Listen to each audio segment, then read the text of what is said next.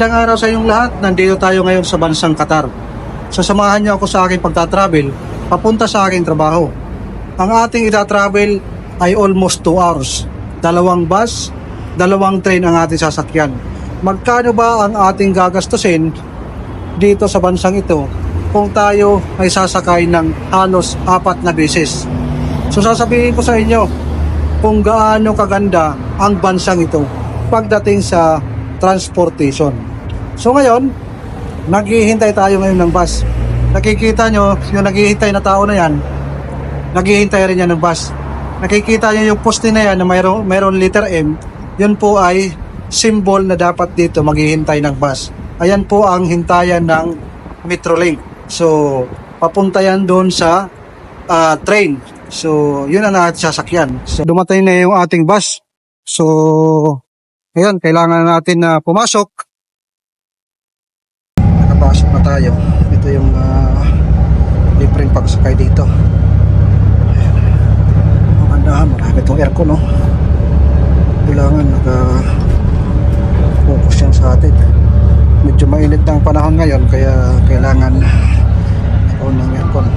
So, ayan. Nakasakay na tayo. Unang sakay ito ng bus. Kasunod natin na sasakyan is yung train. 2 train yung ating sasakyan. Ang kagandahan dito, yung mga babae nandun sa unahan. Mayroon silang mga upuan doon at mayroon sign na upuan niya ng mga babae. Pwede nga po yung lalaki doon. Pero once na mayroong babae is tatayo yun mga lalaki para paupuin yung mga babae, especially yung mga buntis at matatanda. So, dito sa hulihan, nandito yung mga lalaki. So priority yung mga babae doon sa unahan. Diba, haba-haba din ang ating biyahe. Dumadaan tayo sa mga disyerto. Nakarating na tayo dito sa pinaka-terminal. Ayan, maraming bus.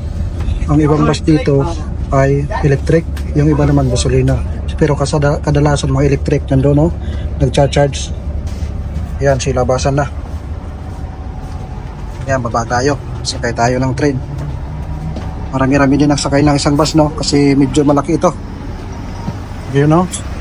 Doon sa itaas na yan, nandun yung train dumadaan. Ito na yung train na sasakyan natin. Paparating na. Sinadya ko talagang abangan yan para makita nyo. Ayan, sa taas yan dumadaan. Sa ilalim, kalsada yan. Mga sasakyan yung dumadaan. So abangan natin para makita nyo ng maayos. Sana ganito na rin sa Pilipinas para panalo. Doon sa pinakadulo na yun, pumapasok yan sa lupa. Ayan yung yung pinaka hinihintuan yan. Gano? Ganyan po yung service dito. Yan po yung aking sasakyan. So mayroon siyang 3 bagon, pero mahaba yan. So ayan, pasok na ako. Dito ako papasok. Ganda ng kanilang train station. Mala Airport, mas maganda pa sa airport ng Pilipinas. Lalo na yung main doon sa tinatawag na mushroom, na napakaganda. Makikita nyo. Kailangan natin pumasok. Kaya nag-explora dito. So, 2 palapag po yan. Unang pasok, sasakay tayo ng escalator. Tapos pagkatapos ito, maglalakad tayo at sasakay naman tayo ng escalator. Siyempre ngayon wala akong load.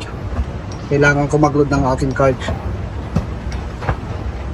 Yan yung itsura dito, napakalawak, napakaganda.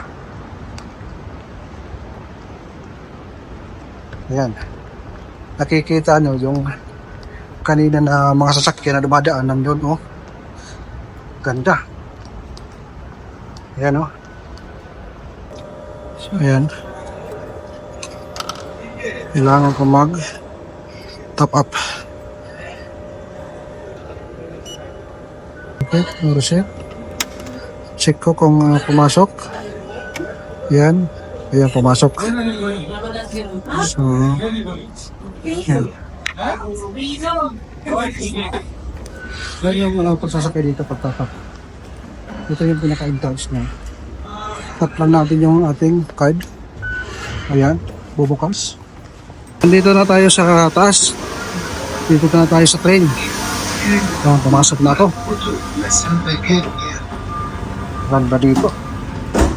Medyo ano lang yung maliit lang yung pasahero ngayon. Doon tayo sa dulo. Mandar na. This train is for Ilosin, Yan, pakita ko sa inyo. Yung pinakadulo. Doon tayo sa dulo. Medyo nahihilo ako, mga kaibigan. Ganda dito, mga kapatid. Pinapakita ko lang sa inyo ang isang magarang lugar. Ayan. Nandun ako sa ibaba kanina. Oh. Doon ako sa ibaba. Doon. Doon ako nakatayo kanina sa may kunting building ngayon. Ngayon naman, kaandar lang. Ayan, ganda ng release. Panalo, di ba? Kaganda. Ito yung itsura ng buhangin dito. Yung disyerto na tinatawag. Ayan. Grabing ganda. Ngayon lang ako nagkataon ipakita sa inyo ang kagandahan ng transportation ng Qatar. Itong kinakatayuan ko dito, ito yung pinaka driver seat. Ayun, meron nakasalubong na ano. Nandito kasi pinakahuli. Kasi dapat ang driver seat ay ito. Pero since ito ay computer generated, pwedeng umupo dito ang passenger. Ayan, dalawa. Wala ito nagdadrive. So, computer lahat ang gumagana dito. Computer ang nagpapaandar, computer ang nagpapahinto. So, ganyan dito, mga kapatid. Ito na sinasabi ko, papasok na ito sa ilalim sa lupa. Kung gusto nyo makita, abangan nyo hanggang dulo. At siyempre, huwag nyo kalimutan mag-subscribe sa ating YouTube channel. Dito talaga ako po para magpakita sa inyo. Ayan, bubukas yung mga pintuan na yan. Bukas. Medyo walang pasahero ngayon. Ayan, meron mga ibang sumakay. Pero dito sa malapit sa atin, walang sumakay. Ayan. So, hanggang doon, papuno na yan ng papuno. Kasi yung sinakyan ko, yun ang pinakadulo. Nga't maya, pagdating doon, nakikita ko sa inyo, yung itsura ng ilalim ng lupa kung saan dumadaan ang tren na ito. Dito kasi sa bandang ito, medyo probinsya ito. Pagdating doon, sa papasok na sa lupa, yun yung city. So, ayan, kita-kits doon. Excited na ako ipakita sa inyo ang napakagandang ilalim ng lupa. Dahan-dahan na itong pupunta sa ilalim. Yan. Nakita nyo na mayroon ng mga screen sa taas. Yan, pasok na ito sa ilalim sa lupa. Ayan. Ayan. Lagi pa yung boses. Nasa ilalim na tayo ng lupa. Ganyan ang itsura ng ilalim ng lupa dito. Yan. So, kung hindi pa nakaka-experience ng ganyan, kung mapanood yung pictures mo, ay para na rin kayo naka-experience sumakay ng ganitong train. Mararamdaman natin kanina doon sa taas, medyo may pagka-iba yung kanyang klima, kanyang kiramdam natin. Ito sa ilalim, medyo mas maingay, tapos mas malangit. Ito na yung pangalawang train natin sasakyan. Ayan, bumaba ako sa isang train. Ayan. Dito naman, ito yung pangalawang train na aking sinasabi.